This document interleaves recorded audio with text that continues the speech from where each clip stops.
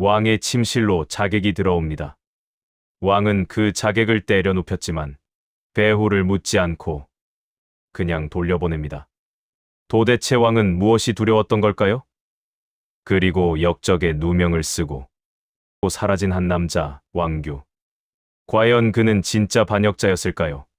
아니면 권력 싸움의 희생양이었을까요?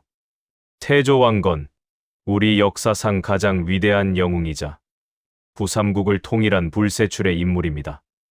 하지만 여러분, 거대한 영웅이 사라진 직후의 세상은 과연 어떨까요? 평화가 찾아왔을까요? 아닙니다. 도리어 큰 거목이 쓰러지자 그 그늘에 가려져 있던 잡초와 독초들이 햇볕을 보겠다며 서로 뒤엉키는 형국이 되었습니다. 왕건은 나라의 안정을 위해 무려 29명의 부인을 두었고 자식만 해도 30명이 넘었습니다.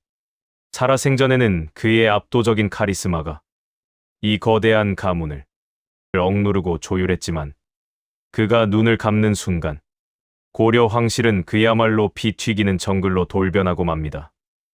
호족들은 저마다 자신의 핏줄을 왕으로 만들기 위해 발톱을 드러내기 시작했죠. 오늘 우리가 주목할 사건은 바로 이 혼란의 소용돌이 속에서 벌어진 왕규의 난입니다.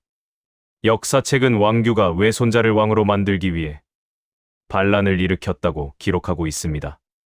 하지만 그 내막을 들여다보면 이상한 점이 한두 가지가 아닙니다. 왕을 지키려 했던 가장 강력한 후원자가 하루아침에 역적이 되고 오히려 왕위를 노리던 형제들은 승자가 되었습니다. 과연 왕규는 진짜 반역자였을까요? 아니면 비정한 권력 다툼의 희생양이었을까요? 나이가 들수록 우리는 깨닫게 됩니다. 눈에 보이는 기록이 전부는 아니라는 것을요. 그리고 인간의 욕망이라는 것이 얼마나 질기고 무서운지 말입니다. 오늘은 단순히 반란 사건을 넘어서 승자에 의해 기록된 역사의 이면과 그 속에 감춰진 권력의 비정함을 들여다보려 합니다. 고려 초기의 최대 미스터리, 왕규의 난. 지금부터 그 진실의 문을 열어보겠습니다. 태조 왕건이 승하하고 전장의 맹수 같았던 맏아들 무가 드디어 고려의 2대 왕, 혜종으로 등극합니다. 아버지와 함께 수많은 사선을 넘으며 무공을 세운 그였기에 겉으로 보기엔 누구보다 강인하고 듬직한 군주였죠. 하지만 화려한 왕좌의 그늘에는 치명적인 약점이 도사리고 있었습니다. 바로 왕의 뿌리인 외가의 힘이 너무나 미약했다는 것입니다. 어머니 장화왕후 오씨는 나주 출신으로 중앙 정계에서 힘을 쓸 수 있는 배경이 전무했던 반면 고시탐탐 왕위를 노리는 배다른 동생들은 충주 유씨와 황주 황보씨 등 당대 고려를 좌지우지하는 거대 호족들을 든든한 뒷배로 두고 있었습니다. 한번 상상해 보십시오. 굶주린 맹수들이 우글거리는 우리 속에 무장해제된 채 홀로 던져진 심정을 말입니다. 천하장사 혜종이라 한들 언제 등 뒤에서 이복 동생들의 서슬퍼런 칼날이 날아올지 모르는 공포 속에서 어찌 편히 잠들 수 있었겠습니까? 옥좌는 영광의 자리가 아니라 매일매일 숨통을 조여오는 가시방석이었을 겁니다. 바로 이 절체절명의 고립무원 속에서 불안에 떠는 혜종의 곁을 그림자처럼 지키던 유일한 버팀목이 등장합니다. 모든 호족이 등을 돌릴 때 벼랑 끝에 선 왕이 믿을 수 있었던 단 한 사람, 그가 바로 오늘 이야기의 주인공 왕규였습니다. 도대체 왕규는 어떤 인물이었기에 혜종의 유일한 방패가 되어 주었을까요? 왕규는 경기도 광주를 기반으로 한 거대 호족이자 태조 왕건이 각별히 아꼈던 최측근이었습니다. 흥미로운 점은 그의 족보가 아주 기묘하게 꼬여 있다는 사실입니다. 왕규는 왕건에게 두 딸을 시집 보낸 장인이었는데 놀랍게도 또 다른 딸을 혜종에게도 시집 보냈습니다. 아버지의 장인이면서 동시에 아들의 장인이 되는 전무후무한 이중 혼맥을 맺은 것입니다. 이 끈끈한 결합은 무엇을 의미할까요? 왕규가 고려 황실의 가장 깊숙한 곳까지 들어와 있었다는 뜻이자 기댈 곳 없는 혜종에게는 자신의 목숨줄을 쥐고 있는 절대적인 후원자였다는 뜻입니다. 혜종이 무너지면 왕비인 자신의 딸도 그리고 자신의 권력도 물거품이 되는 운명 공동체였으니까요. 그런데 역사는 아이러니하게도 왕을 지켜야만 살 수 있는 이 사람을 반역자로 기록하고 있습니다. 상식적으로 왕규만큼 혜종에게 충성해야 할 이유가 명확한 사람도 없는데 말입니다. 자신의 모든 기득권이 혜종의 안위와 직결된 상황에서 그는 도대체 왜 반란이라는 자충수를 두었다고 전해지는 걸까요? 아니, 과연 그가 꿈꾼 것이 반란이 맞기는 했을까요? 혜종이 왕좌에 앉기가 무섭게 가장 치명적인 위협이 수면 위로 떠오릅니다. 바로 태조의 세 번째 부인, 신명순 성왕후 유씨의 소생인 왕요와 왕소 형제들입니다. 훗날 정종과 광종이 되어 역사의 주인공이 되는 이 야심가들이 당시에는 혜종의 심장을 겨누는 가장 날카로운 칼날이었습니다. 이들의 뒤에는 고려 건국 공신 가문 중에서도 으뜸가는 충주 유씨라는 거대한 배경이 버티고 있었습니다. 혜종의 외가인 나주 오씨와는 체급 자체가 다른 그야말로 거리낄 것 없는 막강한 세력이었죠. 특히 형인 왕요는 혜종이 병마와 정치적 고립으로 시들어가자 노골적으로 차기 대권을 향한 야욕을 드러내기 시작했습니다. 이 살벌한 형제들 틈바구니에서 혜종의 하루하루는 지옥과도 같았을 것입니다. 밥 한 숟가락을 넘겨도 모래알을 씹는 듯하고 뒤에서 들리는 작은 발자국 소리에도 심장이 덜컥 내려앉는 공포를 느꼈겠지요. 형제라는 이름의 적들이 자신의 숨통을 조여오는 순간들 말입니다. 결국 이 야심찬 형제들의 눈에 들어온 단 하나의 장애물은 바로 혜종을 감싸고 있는 왕규였습니다. 왕규라는 든든한 방패만 치워버린다면 껍데기뿐인 왕을 끌어내리는 것은 그야말로 식은 죽 먹기였을 테니까요. 바야흐로 왕규와 호랑이 형제들의 피할 수 없는 대결이 예고되고 있었습니다. 그러던 어느 날 살얼음판 같던 궁궐에 기어이 충격적인 사단이 벌어집니다. 모두가 잠든 깊은 밤, 혜종의 침전 깊숙한 곳까지 자객이 들이닥친 것입니다. 하지만 혜종이 누구입니까? 태조와 함께 전장을 누비던 천하의 무골 아닙니까? 그는 서슬퍼런 칼날 앞에서도 당황하지 않고 맨주먹으로 단숨에 자객을 때려 눕혀 제압해버립니다. 그런데 여기서부터 도무지 이해할 수 없는 기묘한 일이 벌어집니다. 왕의 목숨을 노린 대역죄인이 잡혔으니 당장 국문장을 열어 주리를 틀고 배후를 캐내어 삼족을 멸하는 것이 상식 아니겠습니까? 하나 혜종은 핏발선 눈으로 자객을 노려보더니 뜬금없이 그를 조용히 밖으로 내보내라 명하고는 이 끔찍한 사건을 덮어버립니다. 여러분, 이게 가당키나 한 일입니까? 자기를 죽이러 온 살수를 그냥 돌려보내다니요. 혜종은 본능적으로 직감했던 겁니다. 이 자객의 입을 여는 순간 그 뒤에 도사리고 있는 거대한 배후가 드러날 것이고 그것을 건드렸다가는 고려 왕실 전체가 감당할 수 없는 피바다로 변할 것이란 사실을 말입니다. 침묵할 수밖에 없었던 왕의 두려움. 과연 그는 어둠 속에서 누구의 그림자를 보았던 걸까요?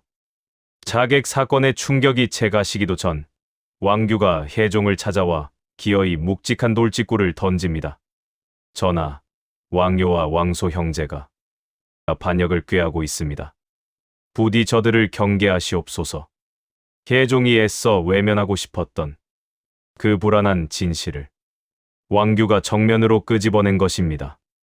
자, 여기서부터 역사의 기록과 진실 사이의 줄다리기가 시작됩니다. 승자의 기록인 고려사는 이 순간을 왕규의 교활한 모함이라고 적고 있습니다. 왕규가 자신의 외손자를 왕위에 올리기 위해 멀쩡한 왕의 동생들을 역적으로 몰아 이간질했다는 것이죠. 과연 그럴까요? 하지만 우리네 인생 경험에 비추어 잠시만 상식적으로 생각해 봅시다. 당시 해종의 목을 조여오던 가장 실질적인 위협은 누구였습니까? 바로 호시탐탐 왕위를 노리던 왕요 형제였습니다. 그렇다면 왕규의 이 다급한 외침은 모함이 아니라 벼랑 끝에 선 사위 해종을 살리기 위한 장인의 피 끓는 직언이자 최후의 경고였을 가능성이 훨씬 높지 않겠습니까? 하지만 안타깝게도 힘을 잃은 왕 해종은 이 명백한 경고 앞에서도 무력했습니다. 그는 칼을 뽑아 동생들을 치는 대신 오히려 그들을 궁으로 불러들여 위로하고 더 많은 하사품을 안겨주었습니다.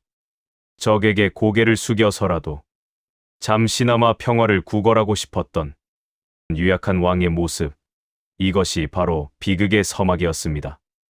여기까지 들으시면서 고려 초기에 숨 막히는 긴장감이 느껴지시나요? 역사는 단순히 과거의 기록이 아니라 인간의 욕망이 얽히고 설킨 드라마입니다. 이 흥미진진한 이야기의 결말이 궁금하시다면, 그리고 앞으로도 이런 깊이 있는 역사 이야기를 계속 듣고 싶으시다면 구독과 좋아요 한 번씩 부탁드립니다. 여러분의 작은 관심이 더 좋은 콘텐츠를 만드는 큰 힘이 됩니다. 개종의 신경쇠약은 날로 깊어만 갔습니다. 그러던 어느 날 기어이 믿기 힘든 끔찍한 일이 또다시 벌어집니다. 고요해야 할 왕의 침전 벽 너머에서 스산한 인기척이 들려온 것입니다. 수상함을 느낀 해종이 벽을 부수자 좁은 틈새에 숨죽이고 있던 자객이 튀어나왔습니다. 영화에서나 볼 법한 벽 속의 자객이 현실로 나타난 것입니다. 이번에도 해종은 녹슬지 않은 무예로 단숨에 자객을 제압했습니다. 하지만 그 뒷수습은 여전히 의문투성이었습니다.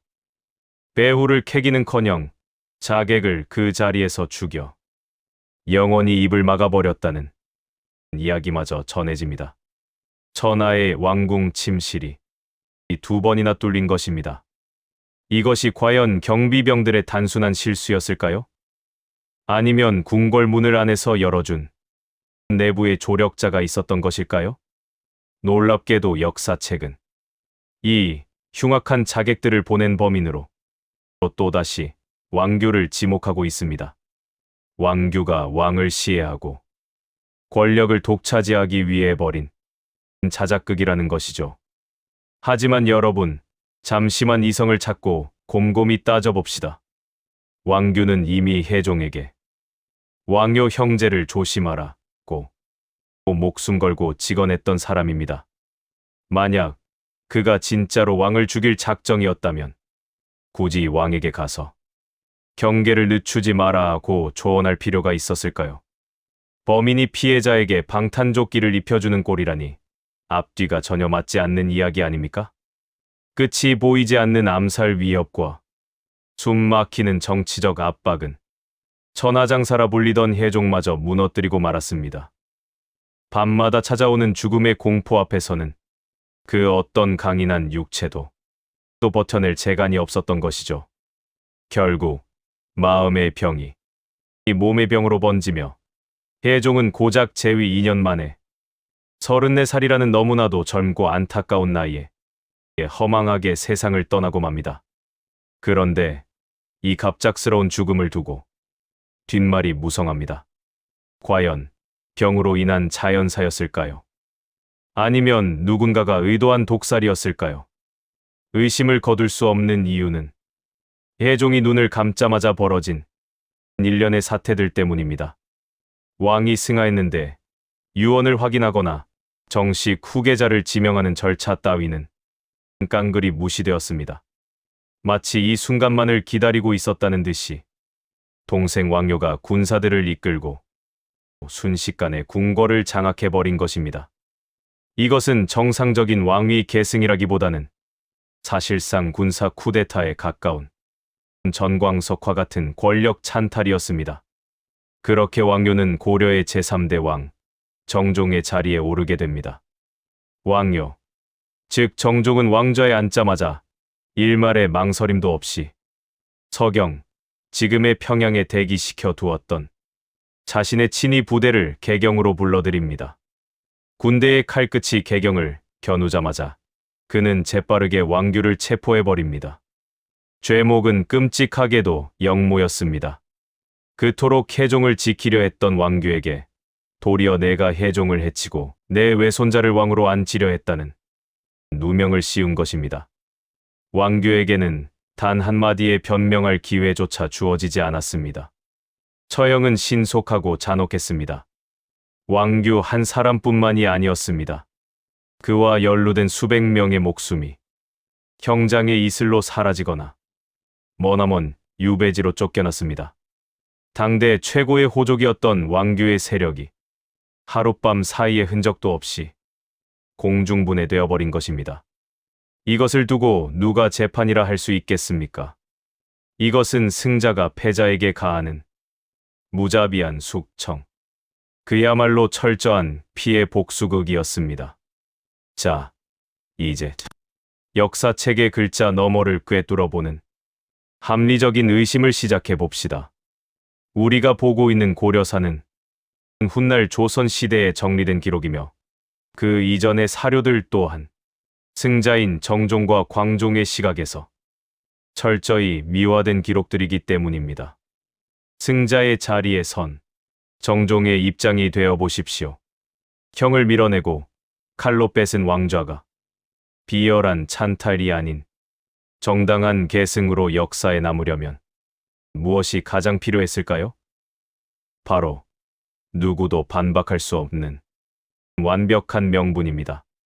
그가 짠 시나리오는 아주 치밀하고 비정했습니다. 형님인 혜종은 너무나 유약해서 국정을 감당할 수 없었고 그 틈을 타 간신 왕규가 나라를 쥐고 흔들었기에 내가 어쩔 수 없이 칼을 들었다. 이 강력한 프레임을 씌우는 순간 그의 무력 정변은 순식간에 내 나라를 위기에서 구한 정의로운 결단으로 탈바꿈하게 됩니다. 결국 이 시나리오를 완성하기 위해 끝까지 왕을 지키려 했던 충신 왕규는 역사 속에서 희대의 역적이 되어야만 했습니다. 그를 자객을 보내 왕을 죽이려 했던 페류나로 둔갑시켜야만 승자들의 손에 묻은 피가 정의의 이름으로 씻겨질 수 있었기 때문입니다. 오늘날 많은 역사학자들은 붓을 들어 굳어진 역사를 다시 쓰고 있습니다. 왕규를 탐욕스러운 반역자가 아닌 끝까지 왕을 지키려다 쓰러진 실패한 충신으로 재평가하고 있는 것입니다. 심지어 학계 일각에서는 이 사건의 명패를 바꿔 달아야 한다고 주장합니다.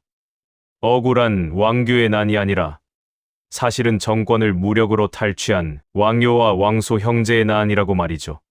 한번 냉정하게 이해득실을 따져봅시다. 왕규가 진정으로 원했던 최상의 시나리오는 무엇이었을까요? 바로 자신의 외손자가 훗날 무사히 왕위에 오르는 것이었습니다. 그러기 위한 필수 조건은 단 하나.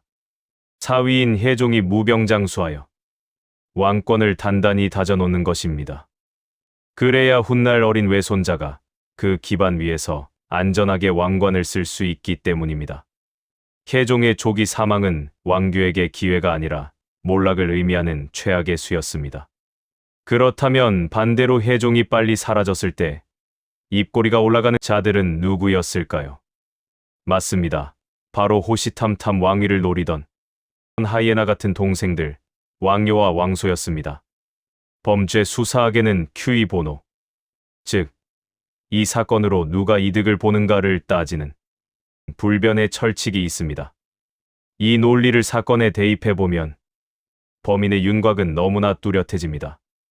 왕의 죽음으로 권력을 거머쥔 자들, 그들이 진짜 범인일 확률이 높다는 진실이 드러나는 것입니다. 왕규라는 거산을 무너뜨리고 기어이 옥좌를 차지한 정종. 그렇다면 그는 과연 그토록 원하던 권력의 단맛을 즐기며 행복했을까요? 아이러니하게도 현실은 정반대였습니다. 승자의 기쁨은 잠시뿐. 그는 재위 기간 내내 정통성에 대한 콤플렉스와 알 수 없는 불안감에 시달려야 했습니다. 심지어 밤마다 억울하게 죽은 왕규의 원혼이 나타나 자신을 저주한다는 죄책감 섞인 공포에 떨었다는 야사까지 전해질 정도니까요. 결국 그 역시 마음의 짐을 이기지 못한 채 왕관을 쓴 지 고작 4년 만에 병으로 허무하게 생을 마감합니다. 그리고 이 모든 비극의 사슬을 끊고 등장한 인물이 바로 고려의 제4대 왕, 그 유명한 광종, 왕소입니다. 형들이 겪은 호족들의 권력 다툼과 비참한 말로를 뼈저리게 목격한 광종. 그는 결심합니다. 내가 살기 위해서는, 그리고 고려가 살기 위해서는 미친 개처럼 날뛰는 호족들을 힘으로 눌러버려야 한다고 말이죠. 그리하여 그는 훗날 피의 군주라 불릴 만큼 무자비한 숙청을 감행하며 절대 왕권을 구축해 나갑니다. 역사의 신은 참으로 짓궂습니다. 혜종을 지키려 했던 왕규의 비극적인 죽음이 결과적으로는 광종이 호족들을 쓸어버리고 강력한 고려를 만드는 길을 닦아준 셈이 되었으니 말입니다. 역사 앞에서 만약이라는 가정은 부질없다지만 오늘만큼은 잠시 상상의 나래를 펼쳐볼까 합니다. 만약 왕규가 그날 밤 왕요 형제의 야심을 먼저 꺾고 끝내 혜종을 지켜냈다면 고려의 운명은 어디로 흘러갔을까요? 아마도 왕 한 사람의 힘보다는 여러 호족의 입김이 센 연합 정권의 형태가 훨씬 더 오래 지속되었을 것입니다. 우리가 아는 강력한 중앙 집권 국가로서의 고려는 한참이나 늦춰졌을지도 모를 일이죠. 여기서 우리는 역사의 서늘한 아이러니와 마주하게 됩니다. 훗날 고려의 기틀을 완벽하게 다진 광종이라는 불세출의 개혁 군주가 탄생하기 위해서는 역설적이게도 혜종의 안타까운 나약함과 왕규의 처참한 죽음이 반드시 선행되어야 했던 필연적인 희생이었는지도 모릅니다. 누군가의 실패가 다음 시대의 걸음이 되는 비정한 섭리. 어쩌면 역사의 거대한 수레바퀴는 억울하게 쓰러져간 이들의 피와 눈물을 기름 삼아 비로소 앞으로 굴러가는 것 아닐까요? 그렇다면 피비린내 나는 권력 투쟁으로 얼룩진 이 왕규의 난이 오늘을 사는 우리에게 던지는 메시지는 과연 무엇일까요? 이 사건을 깊이 곱씹어 볼수록 우리는 권력이라는 괴물의 차가운 속살을 마주하게 됩니다. 가장 먼저 뼈저리게 다가오는 교훈은 권력 앞에서는 영원한 내 편도 심지어 피를 나눈 가족도 존재하지 않는다는 비정한 사실입니다. 왕규를 보십시오. 그는 태조의 장인이자 혜종의 장인으로 황실과는 뗄래야 뗄 수 없는 가족이었습니다. 하지만 더 큰 권력을 움켜쥐려는 세력의 눈에 그는 존경해야 할 어른이나 가족이 아니라 그저 빨리 치워버려야 할 거추장스러운 장애물에 불과했습니다. 더 나아가 우리는 이 비극을 통해 기록된 역사를 맹신하지 않고 의심해보는 지혜를 얻게 됩니다. 승자가 붓을 쥐고 쓴 역사책 속에서 우리가 악인이라 손가락질했던 사람이 사실은 가장 억울한 희생양일 수도 있고, 반대로 우리가 영웅이라 칭송했던 사람이 사실은 가면을 쓴 가장 비열한 승부사였을 수도 있다는 깨달은 말입니다. 나이가 들고 산전수전 다 겪으며 사람의 겉과 속을 꿰뚫어보는 눈이 생기듯 역사 또한 겉으로 드러난 글자 너머에 숨겨진 욕망과 진실을 읽어낼 수 있어야 합니다. 보이는 것이 전부가 아니라는 것, 그것이야말로 1000년 전 왕규가 자신의 억울한 죽음으로 우리에게 남긴 마지막 가르침이 아닐까 합니다. 오늘 우리는 화려한 고려 궁궐의 가장 깊고 어두운 이면, 왕규의 난이라는 비극의 역사를 함께 되짚어보았습니다. 숨 막히는 권력의 암투 속에서 여러분의 마음은 과연 어느 인물의 곁에 머무르셨습니까? 평생을 불안과 고독 속에 떨다간 병약한 왕 혜종입니까? 아니면 끝까지 왕을 지키려다 역적의 누명을 쓰고 형장의 이슬로 사라진 왕규입니까? 그것도 아니라면 대업이라는 야망을 위해 피를 나눈 형제와 충신마저 비정하게 쳐내야 했던 정종과 광종입니까? 역사는 참으로 짓궂은 아이러니를 품고 있습니다. 충신 왕규의 죽음은 인간적으로 너무나 안타깝고 억울한 일이었지만 냉정하게도 역사는 그 희생과 피 위에 고려라는 나라의 기틀을 더 단단히 다져나갔으니 말입니다. 누군가의 억울한 몰락이 나라를 지탱하는 걸음이 되었다는 사실은 역사를 읽는 우리에게 씁쓸하지만 피할 수 없는 진실을 마주하게 합니다. 가만히 들여다보면 우리네 인생사도 이 거대한 역사의 흐름과 별반 다르지 않은 것 같습니다. 긴 세월을 살다 보면 때로는 억울한 오해에 가슴을 치기도 하고 철석같이 믿었던 사람에게 예기치 못한 배신을 당해 무릎 꿇기도 합니다. 하지만 나무가 거친 비바람을 견뎌야 단단한 옹이를 만들듯 그 모진 시련과 고통의 시간들이 겹겹이 쌓이고 다져져 비로소 지금의 흔들리지 않는 단단한 나를 만들어낸 것은 아닐까요? 지혜갑부 구독자 여러분, 세상이 말하는 정답, 남들이 말하는 평가에 너무 휘둘리지 마십시오. 왕규가 역사책에는 반역자로 남았지만 누군가에게는 끝까지 왕을 지키려 했던 충신으로 기억되듯이 여러분의 삶 또한 겉으로 보이는 것보다 훨씬 깊고 진실한 의미가 있을 것입니다. 오늘 이야기가 여러분의 삶을 되돌아보는 작은 거울이 되었기를 바랍니다. 긴 이야기 들어주셔서 감사합니다. 다음 시간에도 더 깊고 더 지혜로운 역사 이야기로 찾아오겠습니다.